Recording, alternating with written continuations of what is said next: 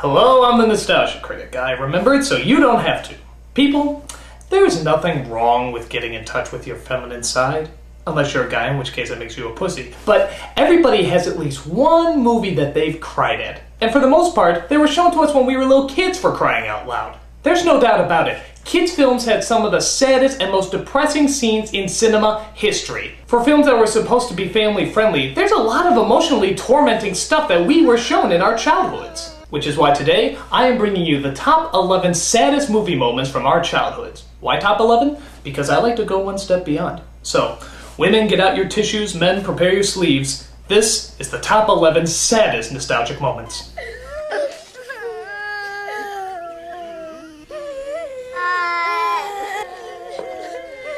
Number 11. Saying Goodbye from Muppets Take Manhattan.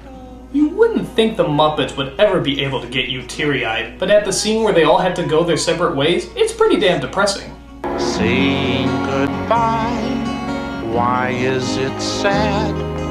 Makes us remember the good times we've had. Out of all the Muppet songs ever sung, this is by far the saddest, making us feel bad for a bunch of talking socks, for crying out loud. That's the sign of good storytellers, when the movie has you feeling emotionally attached to an amphibian and a hog. Wanna cry, saying goodbye. Get ready for lip to quibble in 3, 2, 1.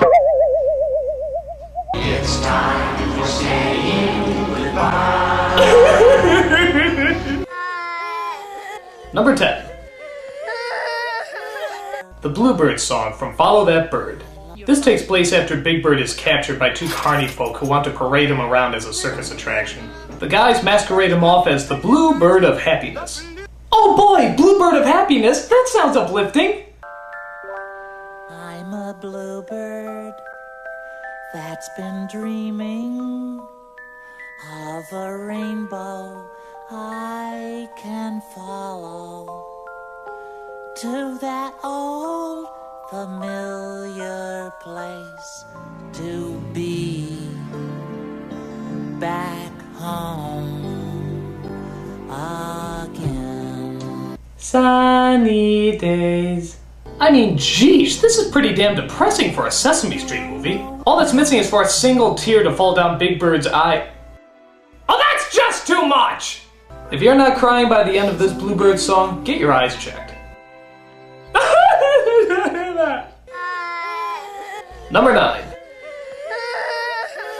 Death of Littlefoot's mother from The Land Before Time.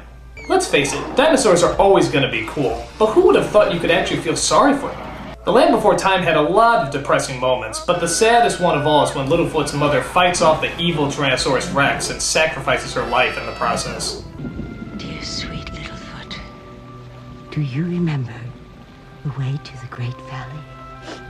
I guess so. But why do I have to know? You're gonna be with me. I'll be with you. Even if you can't see me. Mother? Mother? Oh, for crying out loud, how can a movie make me feel bad for something that died eons ago? Like this! It's not fair. Number 8. An American Tale. Just an American Tale. Everything about this movie is depressing. I'm surprised everybody didn't get depression just from watching it. The story is about a little mouse who gets separated from his family while moving to America. The family thinks he's dead, but the mouse continues to look for them anyway. And the rest of the movie is a fucking tease. He thinks he hears his father's violin, but it's just a record player. He thinks some other mice can help him out, but they don't help him out at all. He thinks he found his family's house. Jesus! And on top of that, every other second he walks right past his family as they just barely miss each other. Just turn your head to the left, damn it! Papa! 5. No, go back! No, the other way! God damn it, just get together! Oh, thank God! This film was directed by Don Bluth, the same guy who directed The Land Before Time. His philosophy was that children can handle just about anything as long as you attach a happy ending. Fuck you, Mr. Bluth! I may be able to take it, but my therapy bills won't! Number 7. The ending of What's Opera Doc. This is considered one of the best cartoon shorts of all time. It was epic, beautiful, and of course, funny as hell. It was satirizing all the Wagner operas in both music and scope, but takes a real surprising turn at the end when Elmer Fudd, the god of lightning here, tries to strike down Bugs Bunny with all his lightning bolts. Lightning! Strike the rabbit! Oh boy, what's it gonna be like all crispy and black or something?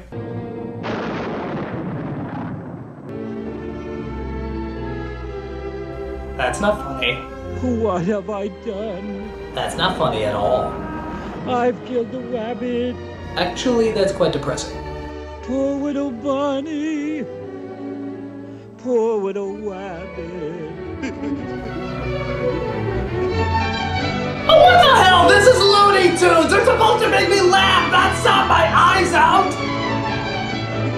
Bugs Bunny made me cry! Well, what did you expect in an opera? A happy ending? No! But I expect it from a fucking Bugs Bunny cartoon! Number 6. The Going Away Party from Snoopy Come Home. It's not like Charlie Brown was a very upbeat cartoon to begin with, so the idea of doing a whole section of the movie that was meant to make you feel sad is just downright cruel. The scene involves Snoopy, as he decides to leave home and go live with his original owner. So the kids decide to throw him a going away party. A joyful, charming, heartwarming going away.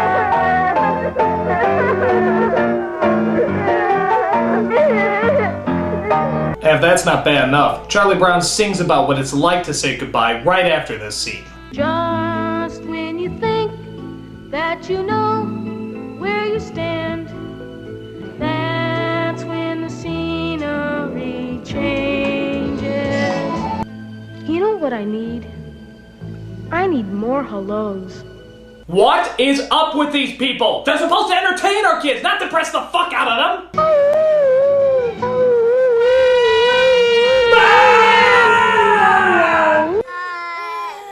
Number 5. The Drowning of Artax from The Neverending Story. This is one of the cleverest fantasy movies that ever came out of the 80s, but with all its imagination and creative characters, it's the death of a fucking horse that we all remember. Apparently they're going through the swamp of sadness, where only those who let the sadness and depression get the best of them sink into the swamp. Thank God Stephen Wright doesn't go there. But wait a minute, the horse Artax starts sinking. Well, what the hell does that mean? The horse has depression? What the hell do you have to be depressed about? Artax, you're sinking! Sorry, Wilbur. I just don't think my mother ever loved me. Come on! Just found out my business went bankrupt. Artax, My girlfriend just left me. you're letting the sadness of the swamps get to you. Took all the oats. You'll have to try. And I lost my sister to the glue factory. Oh, please. Yeah, life's a bitch and then you sink. Artax! Sorry, Wilbur. Yeah, like I said, makes no fucking sense. But it's so sad! Number 4. The Death of Charlotte from Charlotte's Web.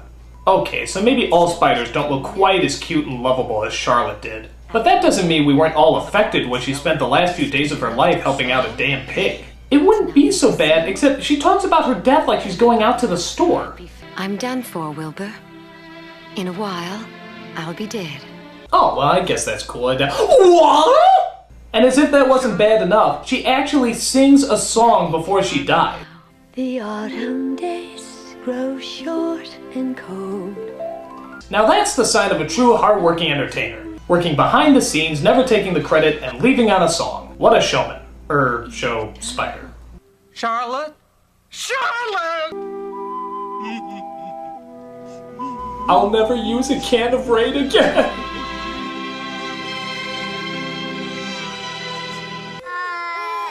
Number 3. The funeral scene from My Girl. After the success of Home Alone, Macaulay Culkin was America's hottest child actor, which is why it's so shocking that any movie, let alone kids film, had the balls to actually kill him off. This girl has a lot of grief to live with. Not only is her only friend in the entire world dead, but she's the one that knocked down the beehive that caused him to get stung to death. It's because of her moon ring that Culkin went back. Her dad is the undertaker of Culkin's body. The funeral is held at her house, and she finds out that the teacher she had a crush on is getting married on the exact same day. Who's that? She and I are going to be married this fall. I don't know what medicine they gave her to stop her from turning into a psychopath, but I need some! Where is his glasses? He can't see without his glasses. Put his glasses on. Put on his glasses. I need some! He was going to be an acrobat. Number 2. The death of Spock from Star Trek II. Okay, I know this is a bit of a stretch, but hey, a lot of kids did watch Star Trek back then. And even if they didn't, we all knew who Mr. Spock was, the pointy-eared guy.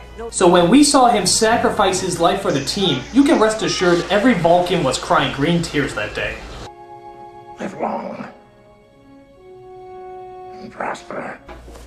Rock on, man. The idea of killing off a main character in a Star Trek movie was unpredictable, but the idea of killing off Mr. Spock, the most popular character on the show? That was just fucking insane. I mean, nobody saw that coming. Now granted, a lot of us know that he comes back in the following sequels, but we didn't know that at the time. We thought he was really dead, especially when Kirk makes his big, hammy speech at the end. Of all the souls I have encountered in my travels, his was the most...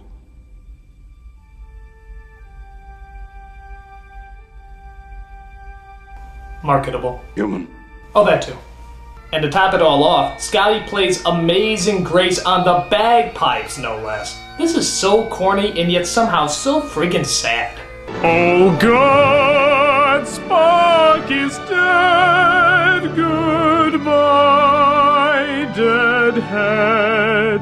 Come back in Star Trek 3 and see me. And the number one saddest nostalgic moment is every single goddamn Disney movie ever made. I mean, what the hell is wrong with this company? In every other film, someone dies, someone leaves, someone's in a deep depression. I thought this was supposed to be Disney, the happiest place on earth. Happy like a bullet to the head. Like, remember this happy moment? No. How about this picker-upper? But I very seldom follow it. And let's not forget this cheerful memory.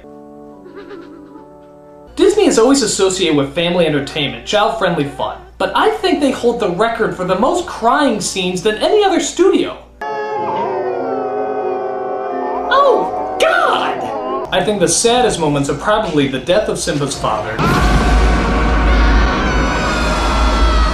the killing of Old Yeller, and of course, Bambi's mom! This scene is so famous that people still talk about it, even to this day. In fact, there's a famous Animaniacs episode that satirized this emotionally crippling scene. Bambi's mom, she's... Actually, the funny thing is, have you watched this scene recently? I mean, okay, you got the mother's shot, the kid looking for her, and the father saying, "Your mother can't be with you anymore." But watch what comes immediately after. What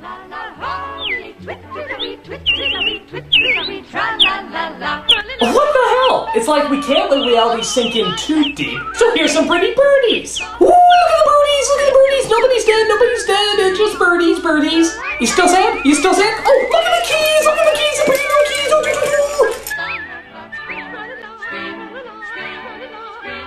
Can you imagine if they did that with other Disney films?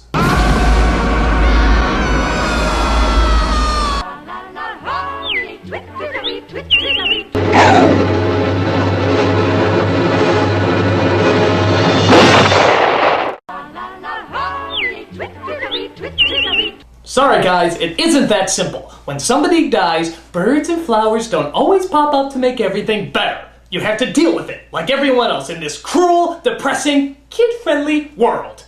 I'm the Nostalgia Critic. I remember it so you don't...